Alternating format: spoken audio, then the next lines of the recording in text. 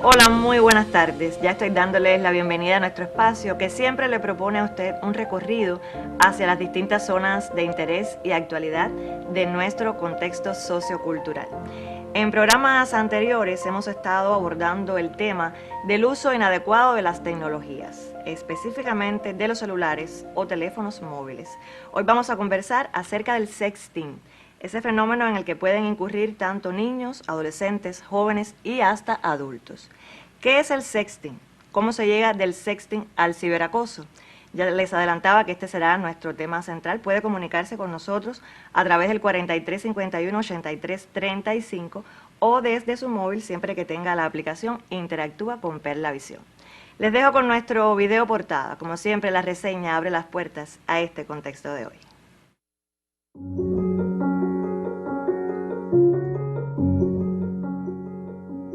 Al buscar el origen de la palabra sexting, encontramos que se trata de un acrónimo en inglés formado por sex, que significa sexo, y texting, que alude a los mensajes de texto. Por el propio alcance de los dispositivos móviles, se plantea que se practica en todas partes del mundo y en varias edades, aunque según numerosas publicaciones, este comportamiento ha crecido en los menores de 18 años. Por tal motivo, los especialistas consideran la infancia y adolescencia como los grupos más vulnerables, otorgando especial atención a los de 10 a 12 años. Son causas muy variadas. Se enumeran, por ejemplo, las iniciativas personales, incentivos amorosos, el culto al cuerpo, así como el desconocimiento de las consecuencias de enviar un contenido íntimo mediante un dispositivo móvil.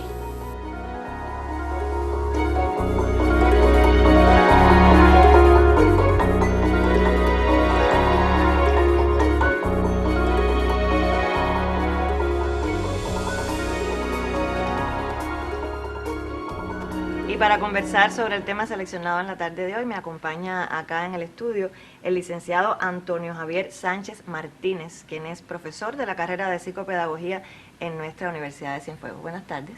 Buenas tardes a ustedes y muchas gracias por darnos la oportunidad de contar con este espacio para conversar con los televidentes sobre este tema. Por favor, bienvenido sea usted acá. La reseña nos acercaba, profesor, al tema. ¿Cuál es la prevalencia de este fenómeno del sexting o sexteo en nuestro país, específicamente en nuestra provincia a los días de hoy? Sí, bueno, no es un fenómeno, quisiera hacer esa acotación primero, no es un fenómeno solamente de nuestro país, es un fenómeno que se desarrolla a nivel internacional desde hace varios años.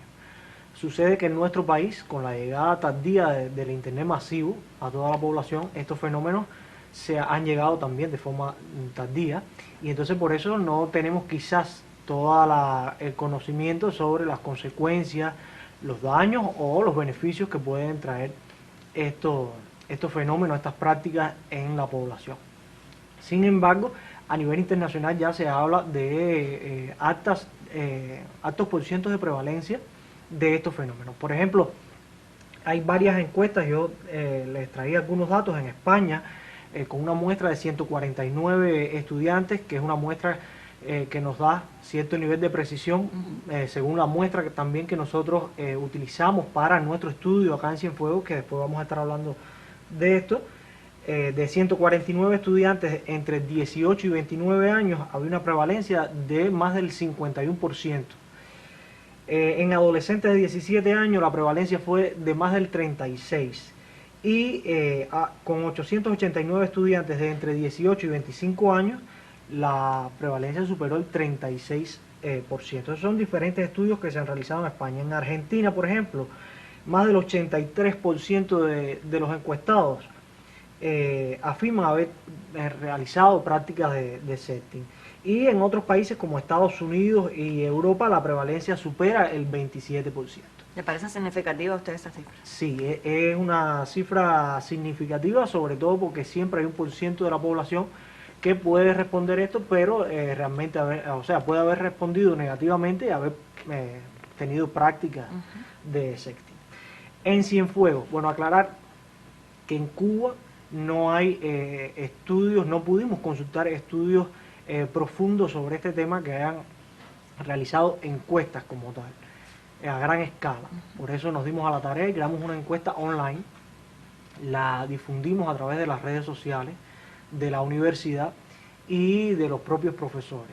Y respondieron a esta encuesta 142 personas. De esas 142 personas, el 24,5% eran mujeres y el resto, disculpen, el 40% de ellos entre 10 y 20 años y el 38% entre 21 y 30 años.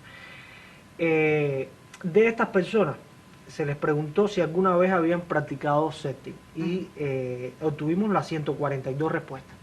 De ellas, 57.7 personas respondieron que no, frente a un 42,3%, que sería aproximadamente un total de 60 personas respondieron que sí, que habían realizado estas prácticas de sexting.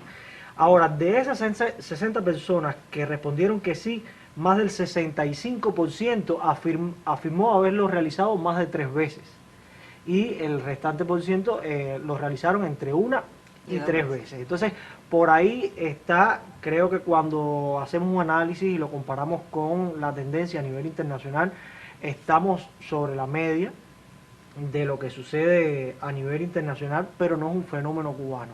Y por supuesto, estos datos internacionales sobre todo, son de encuestas que se realizaron hace ya algunos años, por ejemplo, la de Estados Unidos en el año 2009. Y estamos hablando que la encuesta cubana se realiza en un contexto diferente.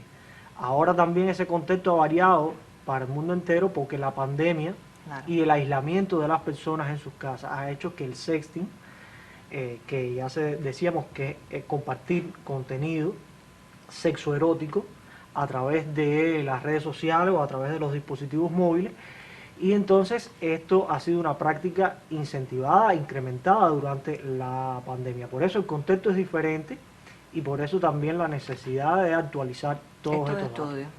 ¿Se tienen cifras o aproximados en cuanto a diferencias de géneros, de edades y la incidencia por estas categorías en la práctica de sexting?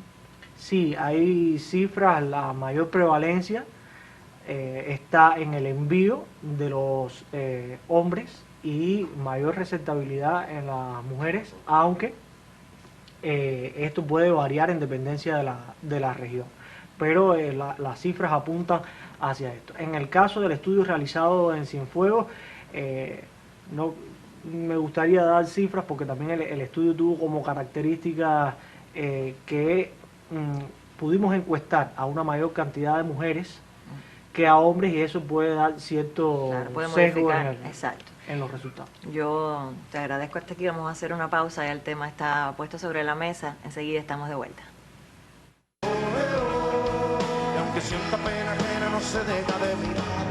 Un destino poco divino, un resultado no calculado, no. Esos quedan los olvidos eternizados. La vieja bola de carreta tirada por viejos caballos. La nueva tecnología anda con prisa de rayo. La madre muriendo de pena, papá con vergüenza de macho. Cuando la vean en la pelea como tortugas y carapacho. La época lista para la gente porno exhibicionista. El pudor a la saga casi para moralistas. Mi timidez tesoros y la despilfarro quiebro. Filma con los ojos para que recuerde con el cerebro. Soy soberano de mis desiertos y pantanos. Retomo el diálogo con el profesor que me acompaña en esta tarde de hoy. Estamos conversando acerca de sexting. Existen otros términos, digamos sexteo, sextorsión. ¿Cuál es la diferencia entre ellos? ¿Por dónde andan? A ver, el sexting es una palabra inglesa y cuando hablamos de sexteo no es más que la contracción de la palabra sexo y de la palabra texteo, y es ya la adaptación que le hemos hecho al español de este término sexting. El sexteo, por lo tanto, cuando usted revisa, esto es eso, la adaptación que hicimos de esa palabra, pero consiste en esto mismo, en compartir contenido sexual que empezó siendo solo texto, pasó ya a incluir imágenes y videos, y es cuando se comparten esos contenidos, entonces estamos en presencia del sexteo o del sexting, como se le conoce en inglés. Por otra parte, el Sextorsión. La sextorsión, sí, ya es cuando se utilizan estas propias imágenes que se comparten para extorsionar a la persona que envió las imágenes, ya sea para pedir dinero o para pedir más contenido de este tipo, contenido sexo erótico. Siempre tenemos la visión de que el contenido tiene que ser de contenido sexual explícito, pero puede ser contenido erótico que no tenga, o sea, no sea explícito su contenido. Por eso es importante que aquellas fotos que pueden pasar como una foto normal en una red social, tenemos que tener en cuenta con quién la compartimos y quién tiene acceso a esas fotos. Si esas fotos están puestas en un perfil público o si esas fotos están puestas solamente para consumo de amistades que estén verificadas. Porque estas fotos que pueden parecer inofensivas, también inofensivas porque las hacemos pensando que no hay un contenido sexual explícito y que por tanto no hay peligro ninguno. Pero estas fotos también pueden ser utilizadas para la sextorsión o para la creación de perfiles falsos que después se utilizan para pedir este tipo de contenido a otras personas y entonces poder extorsionar a esas otras personas. Claro. Lo que puede conllevar además a que a la hora de reclamar, a la hora de iniciar alguna acción legal, pueda iniciarse contra la persona incorrecta porque se están utilizando fotos, tu nombre, cualquiera de estas cosas para crear un perfil y poder extorsionar a otra persona. ¿Podemos decir desde su perspectiva que es el sexting un fenómeno puramente negativo? No, el sexting, hay estudios también que muestran que tiene aspectos positivos, sobre todo para la pareja, cuando se realiza con el consentimiento de ambas personas y cuando también se realiza teniendo en cuenta algunas normas de seguridad en cuanto a contenido, a la plataforma que se utiliza para esto. Existen estudios que sí, que demuestran, sobre todo en Estados Unidos, que demuestran que es una práctica que puede tener beneficios para las parejas. O sea, una práctica de coqueteo entre personas adultas y hechos responsablemente también entre adultos. ¿Cuáles son los comportamientos a partir de los estudios que puedan haber realizado y determinado? Los comportamientos que con mayor frecuencia se utilizan de sexting. Ya nos hablaba de textos, de imágenes, de videos. ¿Cuáles son los más frecuentes? Bueno, mira, hay otros comportamientos que están asociados al sexting y que también forman parte también de las consecuencias de las prácticas del sexting, porque como tiene beneficios, tiene también consecuencias. Sobre todo cuando no se tiene consentimiento, cuando no se ha dado consentimiento para este tipo de prácticas. Cuando una persona toma una imagen sin haber pedido permiso de un perfil y la utiliza.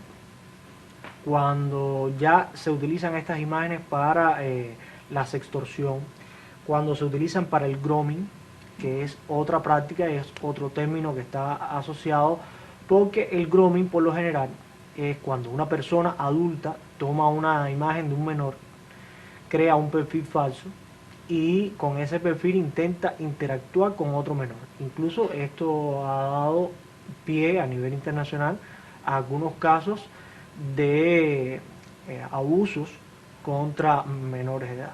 Y entonces este es otro de los términos.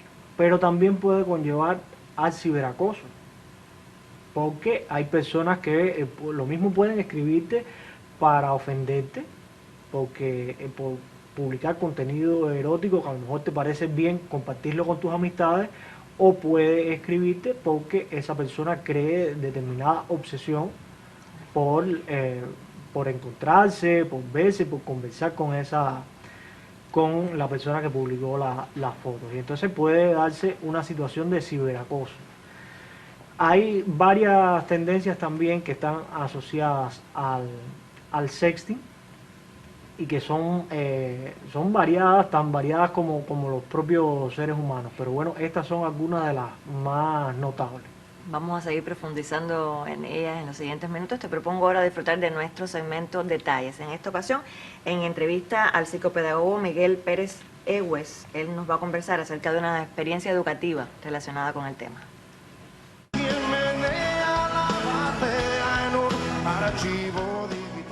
utilizamos las ventajas de la tecnología para poder aplicar esta encuesta a un grupo más significativo de personas.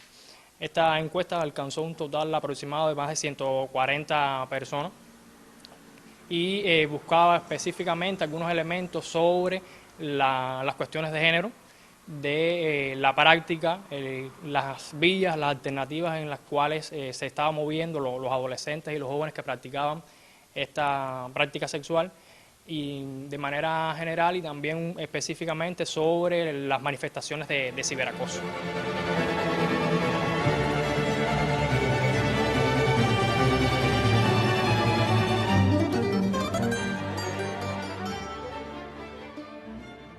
A veces las personas, cuando uno les comenta, les explica de qué va, es decir, que en específico el sexting, les parece que está alejado de la realidad, que nuestros adolescentes, nuestros hijos, nuestros hermanos no hacen ese tipo de práctica sexual. Sin embargo, cuando uno realiza este tipo de investigación, que son anónimas, se da cuenta que es más común y es más frecuente de lo que nos estamos imaginando.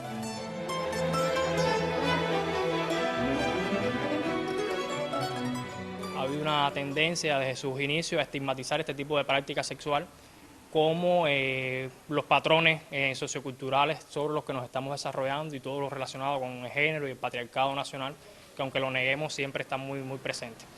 La realidad es que la práctica sexual no la podemos demonizar, y más cuando hablamos de adolescentes y de jóvenes, que estamos claros y conscientes de que este grupo etario contradice mucho o le gusta o es característico en ellos romper reglas y romper todo tipo de barreras, y más cuando son impuestas por los adultos y por los padres. Ellos responden por las propias características del desarrollo a las dinámicas de grupo, es decir, los grupos, y es lo más relevante para ellos. Conqueristas al descuido, atraídos por curiosidad. Momento de dar respuesta a televidentes inquietos que han tenido bien comunicarse con nosotros. Comentan por acá: recientemente finalizó un serial que aborda el tema, primer grado. Para mi generación, dice la persona que llama, tiene mucho más aspectos negativos. Es mejor no exponerse. ¿Qué le parece a usted? Bueno, casualmente, y esto puede parecer contradictorio, pero es la realidad. De las personas encuestadas, tanto las que respondieron que nunca habían practicado sexting como las que respondieron que sí lo habían practicado, el mayor por ciento, más del 70%, reconocen, cuando se le pide describir esta práctica y se le dan varias opciones, reconocen la práctica como una práctica arriesgada. Y a pesar de ello, algunos han practicado sexting. Es verdad que es una práctica arriesgada cuando las personas no tienen conocimiento de cómo realizar esta práctica de forma segura. Para ello pueden haber aplicaciones que puedan asegurar que el contenido que se comparte solamente es para la persona con la que usted lo está compartiendo, que es contenido que solamente va a estar en la red un momento, o que también tienen opciones de autodestrucción. Hay toda una plataforma y una tecnología creada también para asegurarse que ese contenido no va a salir de ahí. A mí me llamaba mucho la atención esto que nos comentas cuando revisaba sobre el tema, la propaganda que se le hace a esas plataformas seguras. ¿Son realmente seguras o es puro marketing? Hay plataformas que sí son seguras si se va a realizar sexting. Por ejemplo, los mensajes temporales de Telegram le permite a usted que la persona no pueda hacer capturas de pantalla, no pueda grabar la pantalla, no pueda descargar ese contenido para su teléfono, solamente verlo un instante, el tiempo que usted le asigne a la foto, y después la foto o el video se autodestruye. Por eso hay plataformas que sí. Lo que hay es que tener conocimiento, conciencia, y también hay que tener conocimiento de que hay otras prácticas, o utilizar otro teléfono para hacerle una foto al otro celular donde están estos contenidos, que pudieran también tener su riesgo, pero hay que tener el conocimiento de que ese riesgo existe. Pero, por ejemplo, para las parejas, en este tiempo de aislamiento, las parejas sobre todo que vivían o viven en países, en distintos países, y utilizaron esta vía para mantener el calor de la relación. Incluso hay algunas entrevistas en otros países donde lo han expresado, que esta fue una vía para mantener viva la relación en un tiempo donde no se podía viajar. Claro. Entonces, por supuesto, tiene aspectos negativos, tiene consecuencias, puede tener consecuencias, pero puede tener también beneficios, sobre todo cuando se sabe usar. Siempre asumido con responsabilidad. Tengo por acá otras preguntas, pero vamos a un segundo momento de nuestro segmento Detalles.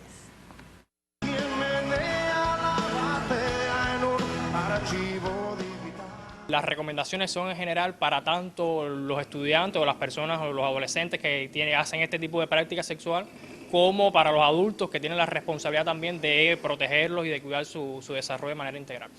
En el caso de los sujetos que practican este tipo de sexo, lo más recomendado es que si lo va a hacer, lo haga por voluntad propia, aun cuando sabemos que son adolescentes, que son menores de edad, pero que tienen derechos bien instituidos en Cuba y reconocidos, y por tanto, si en algún momento deciden practicarlo, tienen que estar conscientes de todos los riesgos que esto entraña para el desarrollo y para la posible imagen pública de los estudiantes. Si se va a hacer, tiene que hacerse consciente de los riesgos. Si lo vas a hacer, tienes que buscar información también sobre cuáles pueden ser las herramientas, las plataformas, los espacios donde tú lo puedes practicar de manera segura.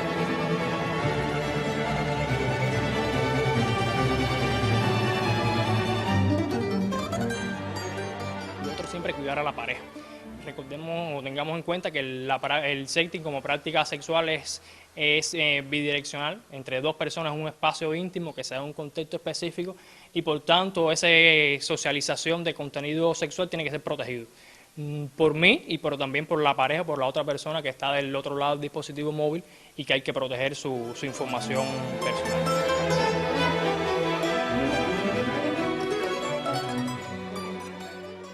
La familia tiene que estar consciente también de cuáles son los espacios que visitan los estudiantes o los hijos, con quién, es decir, con quién se practica este tipo de actividad sexual, porque pueden ser adultos, y una manifestación también, una tendencia en las redes sociales de que sean adultos haciéndose pasar por adolescentes o por menores de edad para poder adquirir un grupo de contenido sexual de personas menores de edad. Conqueristas al descuido, atraídos por curiosidad. Minutos finales del espacio, nos queda una deuda acá con un televidente. ¿Cuán difícil es el manejo psicopedagógico de las consecuencias negativas del sexting? Quieren saber. El manejo psicopedagógico de las consecuencias puede ser bien difícil porque para los adolescentes, por ejemplo, que son víctimas de ciberacoso o a través del sexting, con sus fotos, con su contenido, se pueden estar realizando otras prácticas, otros delitos incluso, y esto puede tener consecuencias para el adolescente. Pudiese tratarse, por ejemplo, de depresión, y pudiésemos estar evidenciando un rechazo escolar por no querer entonces interactuar con el medio donde puede haberse distribuido su contenido sexual, ya sea explícito o su contenido erótico, y se puede haber incluso mal utilizado en esos espacios, y entonces la persona puede puede hacer rechazo escolar, puede hacer manifestaciones, puede tener manifestaciones de depresión, incluso puede llegar a atentar contra su vida. Son varias las consecuencias, pero con la familia sobre todo, porque explicar esto desde el punto de vista psicopedagógico, explicarle a la familia que la cuestión no está en prohibir este tipo de prácticas, sino en alertar cómo usar positivamente las tecnologías. Y entonces, en el momento en el que llegue alguna de estas tendencias a vistas de los padres, entonces comenzar a hablar de los aspectos negativos, pero también de los positivos, y darle la posibilidad a que los muchachos puedan decidir, porque una negación rotunda puede conllevar, casi siempre lo hace, a todo lo contrario, a que el estudiante, porque cuando no se dan elementos, el estudiante piensa que es un capricho o algo sin sentido y sin lógica impuesto por los padres. Por eso es importante que los padres sepan manejar estas situaciones. Por tanto, el reto psicopedagógico está más en prevenir que en tratar las consecuencias. Claro, potenciar una educación sexual desde las edades tempranas, ¿verdad? La comunicación y también el conocimiento por parte de los padres de las distintas etapas por las que transcurren sus hijos, que cada cual tiene sus características. ¿Estamos de acuerdo en eso? Muy de acuerdo, y además otra cosa que los padres deben incentivar en los hijos es el conocimiento de las acciones que se pueden tomar.